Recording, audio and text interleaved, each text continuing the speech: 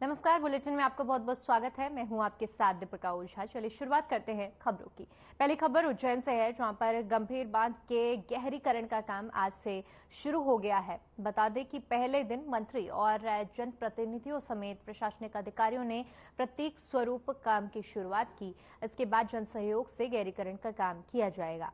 बता दें कि शहर की प्यास बुझाने वाले गंभीर बांध का निर्माण 1992 में हुआ था, जिसकी भराव क्षमता 2250 एमसीएफटी है। बता दें कि बांध बनने के बाद से ही आज तक गहरीकरण का काम नहीं हुआ है, जबकि इतने सालों में बांध में जगह जगह मिट्टी के टीले और गाद जमा हो गया है, जिसके चलते गंभीर बांध अपनी पूरी क्षमता के अनुसार नहीं भरता। इसी को देखते हुए नगर निगम और अन्य विभागों और समाजसेवी संस्थाओं के सहयोग से गंभीर बांध के गहरीकरण का काम किया जा रहा है, जिसकी आज शुरुआत हो गई है। इस दौरान उच्च शिक्षा मंत्री डॉक्टर मोहन यादव, महापौर मुकेश, विधायक पारस जैन और कलेक्टर कुमार पुरुषोत्तम और नगर निगम कमिश्नर रोशन सिंह समेत पार्षदगण मौजूद थे। सभी ने कार्य की शुरुआत होने से पहले गंभीर बांध पर स्थित बिल्केश्वर महादेव मंदिर में भगवान की पूजा अर्चना कर अभिषेक किया। इसके बाद गंभीर में गहरीकरण का काम शुरू किया गया।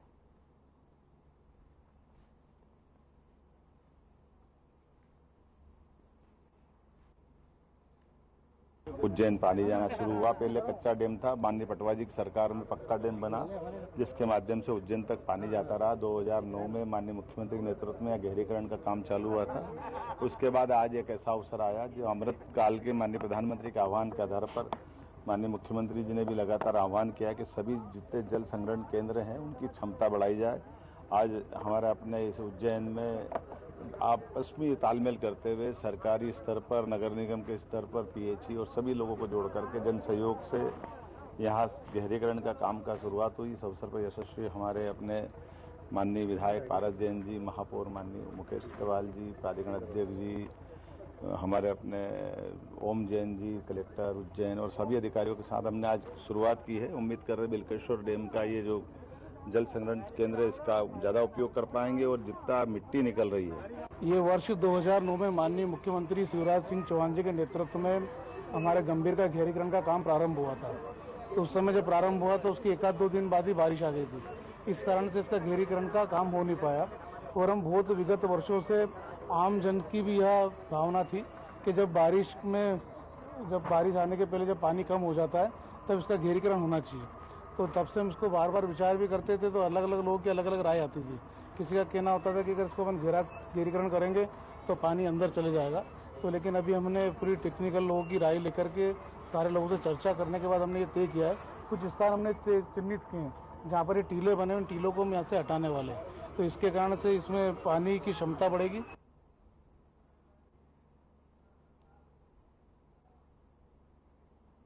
इंदौर के तोकूगंज थाना क्षेत्र में होटल से खाना खाकर लौट रहे हिंदू युवक और मुस्लिम युवती के साथ कुछ मुस्लिम युवकों के द्वारा मारपीट की गई थी। साथ ही साथ कुछ युवक ने चाकू से भी युवक पर हमला कर दिया था, जिसका वीडियो सोशल मीडिया पर वायरल भी हुआ था। जिसके बाद पुलिस ने मुख्यमंत्री के निर्देश के पालन में कार्रवाई करते हुए 12 घंटे के अंदर 6 आरोपियों को गिरफ्तार कर लिया है। तो युवक के साथ मारपीट का मामला सामने आया है। बता दें कि दूसरे समुदाय के युवक ने युवक की पिटाई की है, जिसके बाद सीएम की ओर से कार्रवाई के निर्देश दिए गए थे, जिसके बाद ये पूरी कार्रवाई की गई है। जिस वक्त ये घटना हुई है उस वक्त का वीडियो भी वायरल हो रहा है। ये पूरा मामला तोकूगंज थाना क्षेत्र का है। इंदौर के तोकूगंज थाना क्षेत्र में मुस्लिम युवक ने एक हिंदू युवक की पिटाई की थी, जिसका वीडियो भी वायरल हुआ है।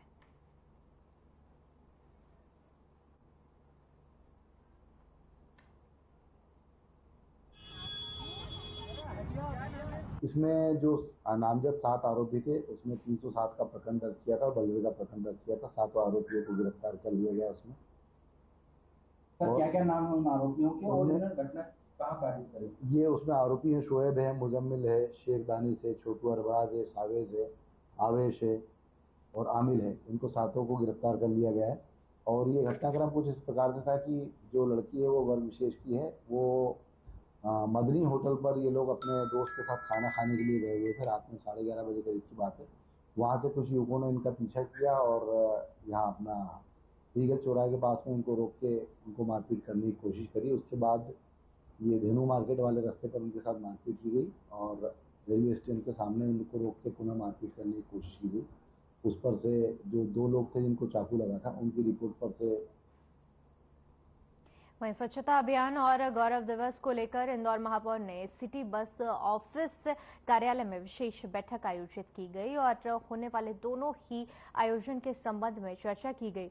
महापौर पुष्पमित्र भार्गव ने बताया कि इंदौर की स्वच्छता ही इंदौर का गौरव है और इंदौर गौरव दिवस के उपलक्ष्य में शहर के विभिन्न क्षेत्रों में शहर के जनप्रतिनिधि, विभिन्न संगठन और स्वच्छता कार्य में सदा सहयोग करने वाले संगठन के पदाधिकारी एक साथ अपने अपने वार्ड में और क्षेत्रों में विशेष स्वच्छता अभियान चलाएंगे। उन्होंने अपील की है कि 31 मई को इंदौर का गौरव दिवस मनाया जाएगा। इस दिन के लिए महापौर ने इंदौर वासियों से अपील भी की है कि अपने घरों के सामने दिए जलाएं और रंगोली बनाएं।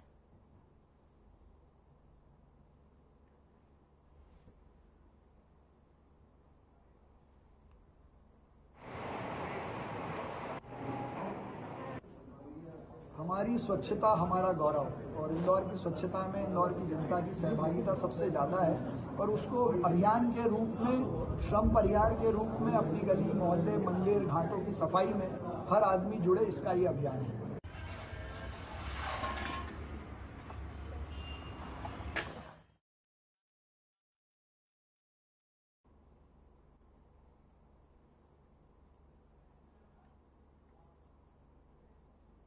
वहीं इंदौर में वर्ग विशेष समुदाय से जुड़े युवकों द्वारा मस्जिदों के बाहर विवाद भड़काऊ पर्चे बांटकर शहर की शांति व्यवस्था को खराब करने के मामले में पुलिस ने 5 युवकों को सीसीटीवी फुटेज के आधार पर गिरफ्तार किया है।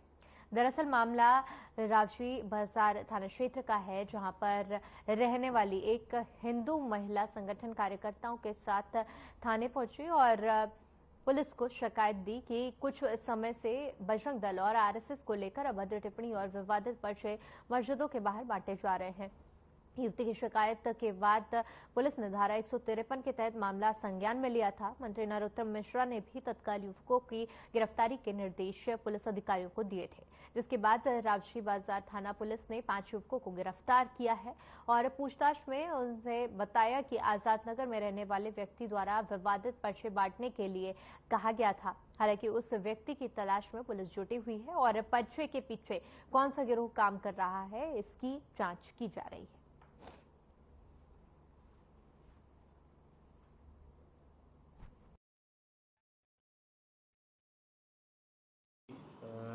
कुछ अज्ञात व्यक्तियों द्वारा रात्रि के समय थाना राजूबाजार क्षेत्र में पर्चे बांटते हुए देखा और जब वो पर्चे देखे गए तो उनमें इस तरह का कंटेंट था जो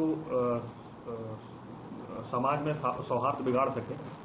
तो इस मंशा से वो पर्चे बांटे गए थे, जिस पर से थाना राजूबाजार पर धारा 153A IPC का अपराध पंजीबद्ध किया गया। वरिष्ठ अधिकारियों द्वारा प्रकरण की गंभीरता को देखते हुए टीमें गठित की गई और लगभग 4 टीमें इसमें लगाई गई। अलग अलग एंगल से उन्होंने काम किया। जो टेक्निकल इनपुट्स थे, सीसीटीवी फुटेज खंगाले गए और ह्यूमन इंटेलिजेंस पर भी काम किया गया और जिस पर से थाना राजूबाजार द्वारा जो है 5 आरोपियों को गिरफ्तार किया गया और जो है ना आगे कार्रवाई की जा रही है। खबर भिंड से है, जहां पर ऊर्जा मंत्री प्रद्युम्न सिंह तोमर से बिजली समस्या को लेकर महिलाओं ने शिकायत की है। बता दें कि उद्घोषित बिजली कटौती बिजली बिलों को लेकर महिलाओं ने शिकायत की है, जिसके बाद मंत्री ने बिजली अधिकारियों को मौके पर बुलाकर समस्याओं को लेकर बातचीत की और समस्या के निराकरण करने के निर्देश भी दिए।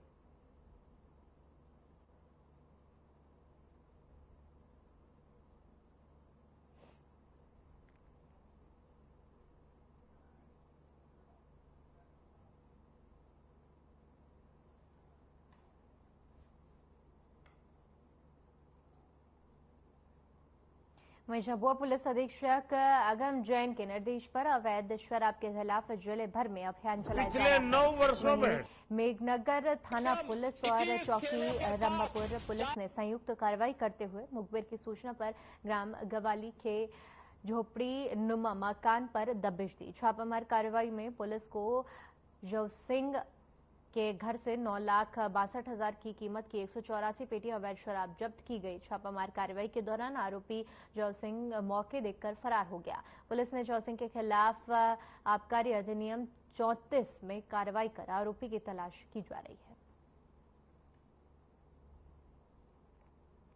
तो पुलिस ने अवैध शराब पर बड़ी कार्रवाई करते हुए 184 पेटी अवैध शराब का जखीरा बरामद किया गया है। बता दें कि ये कार्रवाई मुखबिर की सूचना पर की गई है।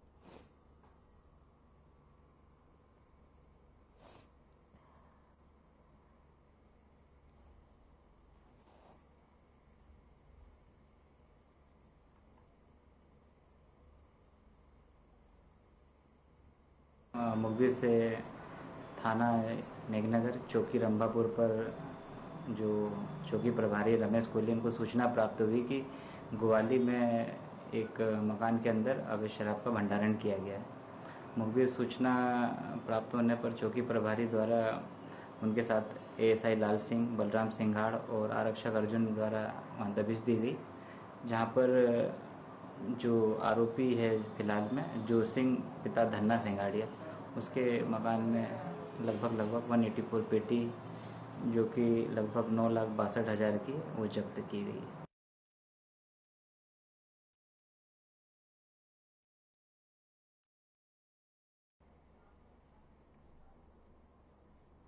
खबर इंदौर से है, जहां पर सामाजिक संस्था हो या फिर आम जनता, सभी हमेशा नवाचार करने की कोशिश में लगे रहते हैं। जैसे इंदौर को स्वच्छता में नंबर 1 बनाने की बात हो या फिर वाटर हार्वेस्टिंग सिस्टम लगाने की बात हो, इंदौर हमेशा से कुछ नया करने की कोशिश में लगा रहता है। उसी तरह शहर को वृक्षमुक्त करने का भी अभियान शुरू किया जा रहा है। अभियान का मकसद शहर के ट्रैफिक सिग्नल पर भीख मांगने वाले बच्चे हों या फिर बुजुर्ग, सबको पुनर्वास केंद्र ले जाकर उनके जीवन सुधारने की कोशिश की जा रही है।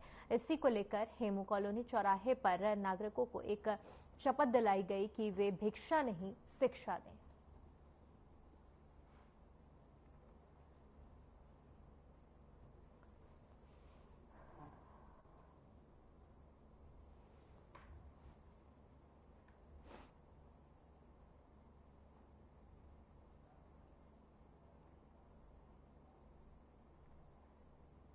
खबर छतरपुर के धुआरा से है, जहां पर मौसम ने एक बार फिर से करवट ली है। यहां तेज हवाओं के साथ ओले भी पड़े।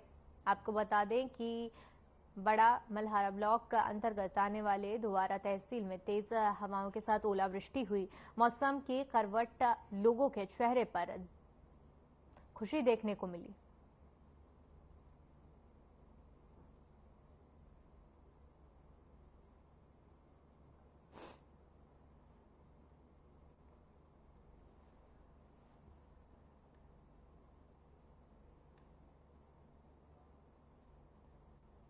वहीं मध्य प्रदेश के मुख्यमंत्री शिवराज सिंह चौहान के निवास पर कार्यालय समत्वा भवन में आगामी 29 से 31 मई तक माता विंध्यवासिनी विजासन श्रीदेवी धाम शकल नगर में आयोजित होने वाली श्रीदेवी लोक महोत्सव की तैयारियों की समीक्षा की गई और आवश्यक दिशा निर्देश दिए गए। इस अवसर पर सांसद रमाकांत भार्गव, पूर्व मंत्री और सिलवानी विधायक रामपाल सिंह, संभाग कमिश्नर, जिला कलेक्टर प्रवीण सिंह, जिला पुलिस अधीक्षक मयंक अवस्थी समेत प्रमुख जिलाधिकारी भी उपस्थित रहे।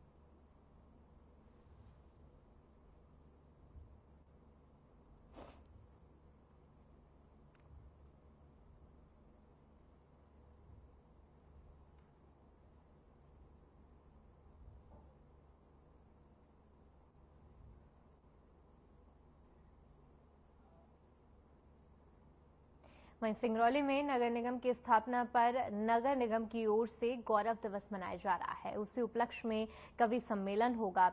इस कवि सम्मेलन में स्थानीय कवियों और कवियत्रियों को न बुलाए जाने पर समाजसेवी और कवियत्रियों ने कार्यक्रम में आयोजन पर तीखी प्रतिक्रिया व्यक्त की है।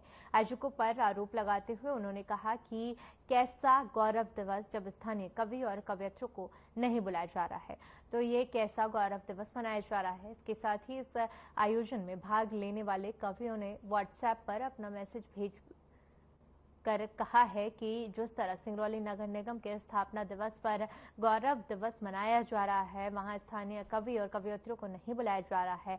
वह खेद का विषय है। ऐसे कार्यक्रम में स्थानीय कवि कवित्रियों को नहीं बुलाया जा रहा है।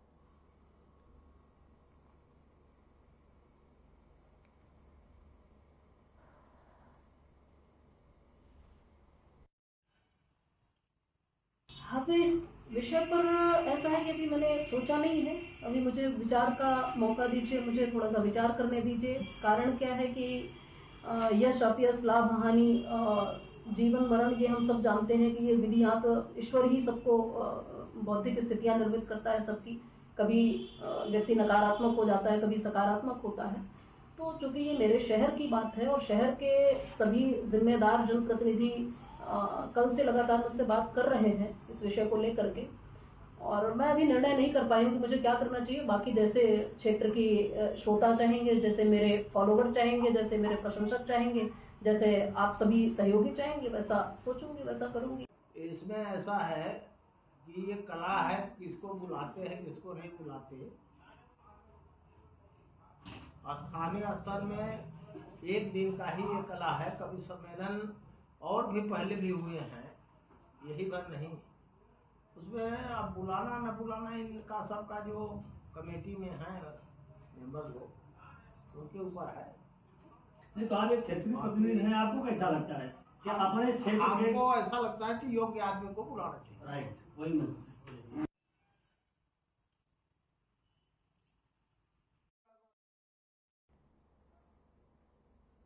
मैं कांग्रेस कमेटी के अध्यक्ष रवि भदौरिया ने शहर कांग्रेस कार्यकारिणी के जंबो सूची जारी कर दी है, जिसमें 260 नेताओं को जगह मिली है, जिन्हें संगठन द्वारा आगामी विधानसभा चुनाव को देखते हुए महत्वपूर्ण जिम्मेदारियां सौंपी जाएंगी।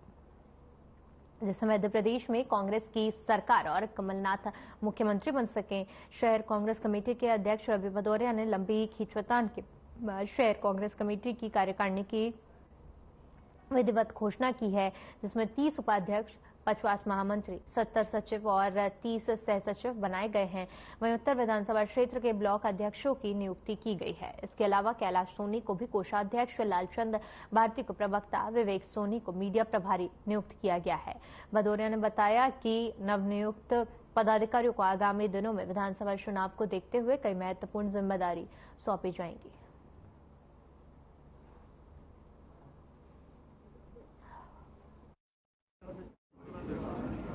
शहर जिला कांग्रेस कमेटी में उपाध्यक्ष, महामंत्री, सचिव, सह सचिव और विशेष आमंत्रित सदस्यों की नियुक्ति की है।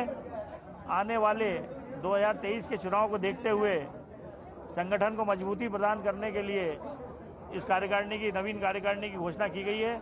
चूंकि मैं अध्यक्ष बना उसके बाद ये कार्यकारिणी की, नवीन कार्यकारिणी की घोषणा हुई है। ये जितने भी हमारे यहाँ पे पदाधिकारी बने हैं, आने वाले समय में उपाध्यक्ष, महामंत्री जो बने हैं, इसमें से ही बोर्ड के प्रभारी, 4-4 वार्डों के प्रभारी बनाए जाएंगे।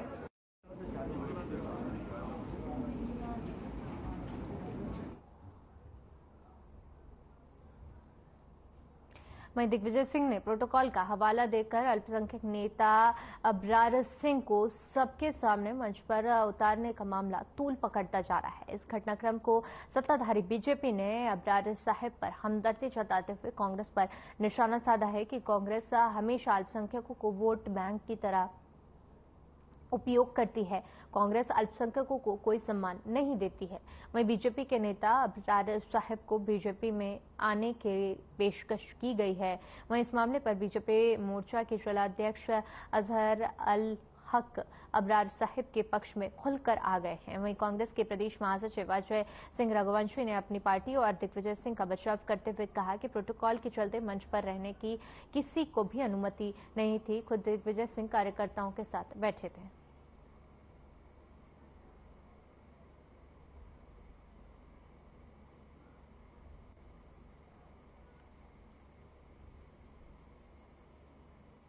ये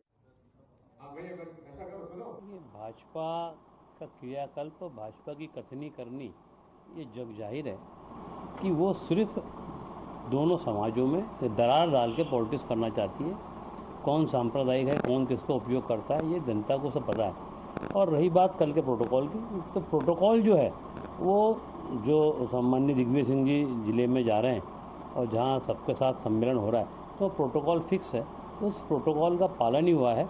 देखिए, मंच से उतारने का जो विषय है वो इस बात को इंगित करता है कि मुसलमानों को आज समझना चाहिए कि कांग्रेस पार्टी में उनका स्थान जो है सम्मानी मंच पर नहीं है, उनका स्थान दरिया उठाने के लिए और दरियों पर बैठने के लिए है। और ये जो कोई पहला विषय नहीं है कि इनको अपमानित किया गया है। इसके पहले नूरी खान है, उसके पहले जब सिंधिया आए थे तो फरीद काजी जो कांग्रेस के कर्मठ कार्यकर्ता हैं उनकी भी इसी तरीके से बेइज्जती हुई थी। और ये बेइज्जती तो व्यक्तिगत बेइज्जती है। सबसे बड़ी बेइज्जती तो इस बात की है कि आपको बुरहानपुर जिले में 25 साल में मुस्लिम बहुल क्षेत्र होने के बाद में आपको एक जिला अध्यक्ष नहीं मिल रहा है, तो आप ये 25 साल से मुसलमानों की बेइज्जती करते आ रहे हो। बुरहानपुर शहर के अंदर बहुसंख्यक के बाद में अल्पसंख्यकों की गिनती होती है। ये पूरे अल्पसंख्यक समुदाय का बेइज्जती है जो उन्होंने मुझे मंच पे से उतारा और अल्पसंख्यक जिला अध्यक्ष को बाहर जाने के लिए कहा। मंच के ऊपर जब मंच लगाया 1,60,000 अल्पसंख्यकों को नगर निगम के अंदर भी और विधानसभा में भी लोकसभा में भी अल्पसंख्यक लोग पेट भर के वोट देते हैं। उसके बाद में अल्पसंख्यक जिला अध्यक्ष के लिए वहां अंदर कोई जगह नहीं है, इसलिए मैं बाहर आ गया हूँ। वहीं अनुभा मुंजारे के कांग्रेस प्राथमिक सदस्यता लेने के बाद पूर्व सांसद कंकर मुंजारे ने प्रेस वार्ता की, जिसमें उन्होंने बताया कि वो अपनी पत्नी अनुभा के फैसले के साथ नहीं है। ये ऑफर देने के बाद अभी सुन लो बात को आप। अभी तक कोई बातचीत नहीं हुई है, मेरे से कभी बात नहीं हुई है। मेरे से बात करने में कांग्रेस के नेता लोग डरते हैं, तो क्या को ऑफर देंगे मेरे को? मेरे से डरती हैं तो क्यों ऑफर देंगे? बातचीत जब होगी ना कि जब मैं और आप आराम से बात कर सकें, तो उतने से डरते हैं तो ऑफर क्या को देंगे? आप किस विधानसभा से दावेदारी करते हैं? अरे तो मेरी तो परंपरागत जो विधानसभा है परसवाड़ा, उसको मैं छोड़ नहीं सकता किसी कीमत पे भी, कोई भी कीमत पे। चलिए फिलहाल के लिए इस बुलेटिन में इतना ही। बाकी तमाम बड़ी खबरों के लिए बने रहिए हमारे साथ। नमस्कार।